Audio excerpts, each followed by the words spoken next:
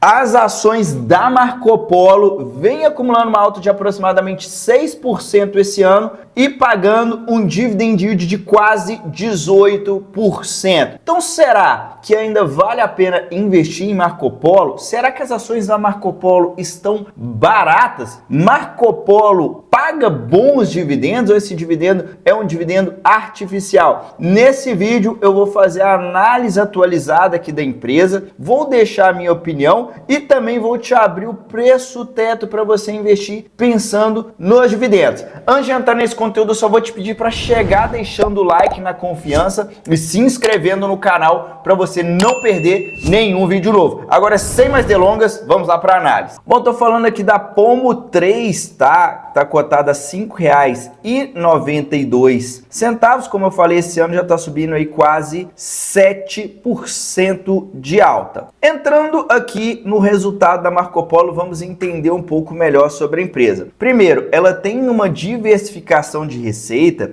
em vários tipos de produtos, vamos dizer assim, unidades de negócio. Ela tem, por exemplo, a receita maior vem aqui dos ônibus rodoviários e os ônibus urbanos. Se você não sabe, ela produz as carrocerias dos ônibus. Então ela tem a maior participação hoje nos ônibus rodoviários e urbanos. Tem a parte do Banco Money ou peças também. Tem a parte aqui do Volare, que é um ônibus pequeno. Aí sim, aqueles micro-ônibus, né? Ela produz ele por inteiro, tanto a carroceria quanto o chassi. Tem a parte só de chassi e tem a parte só dos micros aí, que é só a carroceria mesmo para os ônibus pequenos. Então ela tem uma boa diversificação aqui na sua receita, o que é interessante. Às vezes o rodoviário, por exemplo, rodoviário aqui, ó, diminuiu a participação, ó, comparado contra o mesmo período do ano passado, ó. Rodoviário diminuiu, mas às vezes outras linhas acabam crescendo, uma coisa meio que compensa a outra. Além disso, ela tem a receita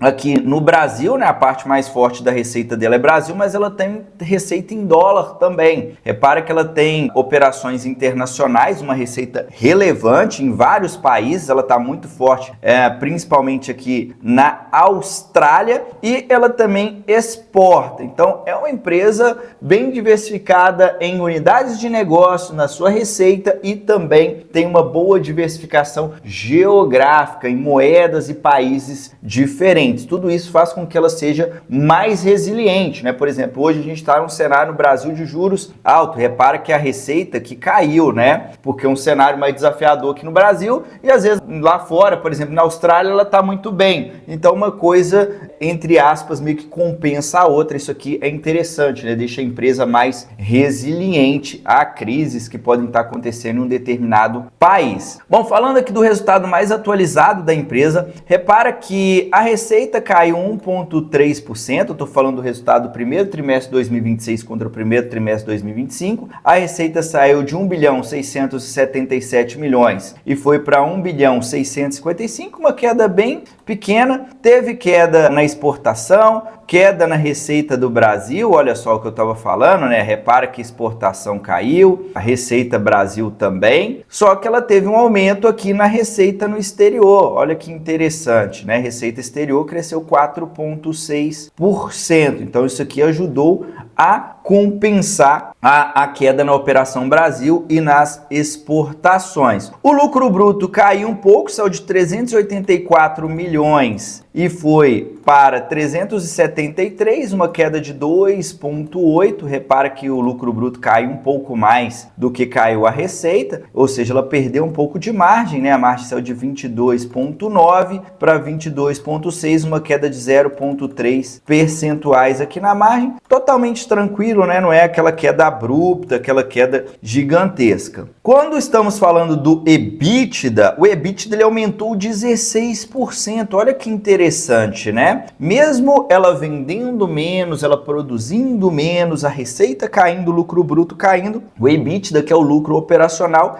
ele saiu de 262 milhões, foi para 304, quase 305 milhões, teve uma alta aí de 16,3%, uma bela alta. Poxa, Daniel, o que aconteceu, né? Geralmente não é normal isso acontecer, a empresa perder receita, perder margem bruta e mesmo assim ela aumentar ali o seu EBITDA. E por que isso acontece? O que ocorreu é, a Marco Polo, ela tem participação na NFI Group, que é uma empresa canadense, fabricante de ônibus, que teve sim um bom resultado operacional. Como a Marco Polo é sócia dessa empresa, ela joga o resultado dentro da sua DRE através de equivalência patrimonial. Então foi isso que ajudou esse resultado a melhorar. Todavia, não era para ter melhorado tanto, teve um efeito não recorrente lá na NFI, que foi um provisionamento que a empresa tinha feito para baterias de ônibus elétricos e ela fez a reversão dessa provisão, fazendo com que o resultado da NFI fosse melhor, né, ficasse um pouco inflado e a equivalência patrimonial aqui também melhorasse, e isso tudo fez com que o EBITDA da empresa melhorasse. No geral, explicando de forma bem simples, Marco Polo tem um pedaço de uma empresa canadense, essa empresa teve uma melhora no seu resultado, além dessa melhora teve um efeito não recorrente no resultado dessa canadense, e aí por ser sócia dessa empresa canadense, a Marco Polo incorpora parte do resultado aqui no resultado dela,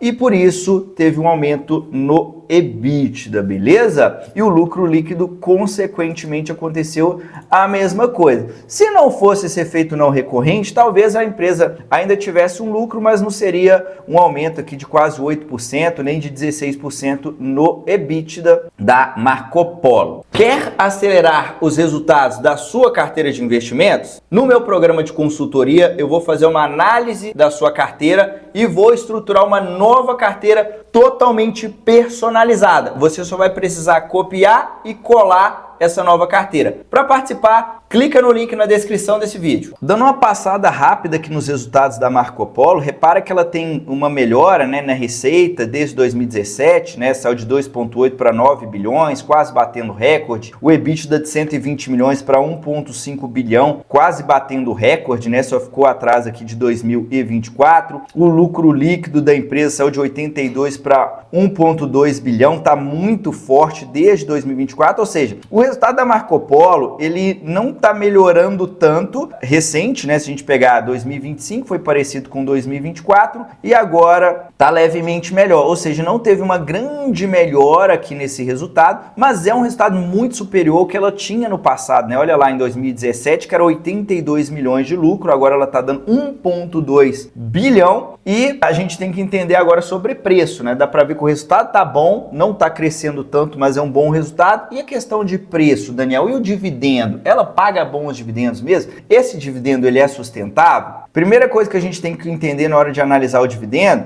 é ver se ela está pagando mais do que ela gera de lucro. Então você consegue ver aqui, olha, o lucro está crescendo, consequentemente o dividendo aumenta. O lucro está em azul, o dividendo em verde. Então o lucro aumentou, o dividendo aumentou. Repara que tem uma barra maior aqui, ó, vou até pegar aqui, ó. Tá vendo? Olha essa barra verde aqui, olha. Teve um dividendo extraordinário aqui, tá vendo? Então você não vai ficar esperando que ela vai ficar te pagando quase 18% em dividend yield. Por quê? Porque ela fez uma distribuição extra de dividendos no ano passado, tá? Não é todo ano que vai ter isso, tá bom? Então esse dividendo de 18%, esquece, não fica contando com isso não. Mas vamos analisar preço aqui, eu também vou fazer o cálculo do preço teto para a gente ter mais ou menos uma realidade para você receber um bom dividendo, até quanto que você pode pagar. Quando estamos falando de preço, eu estou tratando aqui com a Pomo 3, que é uma ação mais barata que a Pomo 4. Ela tem menos liquidez, mas ela paga mais dividendo que a Pomo 4. Então eu prefiro ir na Pomo 3. Se você for investir valores muito elevados, né, na casa dos milhões, aí você vai ter que ir na Pomo 4, beleza? Mas no geral, eu acredito que a Pomo 3 vai atender a maioria dos investidores. Então a ideia aqui é que se a gente pegar o PL, ela está com PL muito baixo, de 5,8 vezes, que é bem barato, tá? Eu considero até 15 vezes mais ou menos o múltiplo de preço, nem caro, nem barato. Ela tem um EV/EBITDA que diminuiu bastante, agora aumentou um pouquinho, né, o EV/EBITDA, né, tem dado uma subida, mas ainda bem abaixo do que ela apresentava antes, ou seja, tanto o EV/EBITDA quanto o PL, ela tá barata, tá, continua barata. Agora vamos fazer a análise aqui dos dividendos. Como que a gente vai calcular o preço teto? Eu vou pegar, por exemplo, se a gente pegar no ano de 2025, que eu te falei que ela pagou um dividendo extraordinário,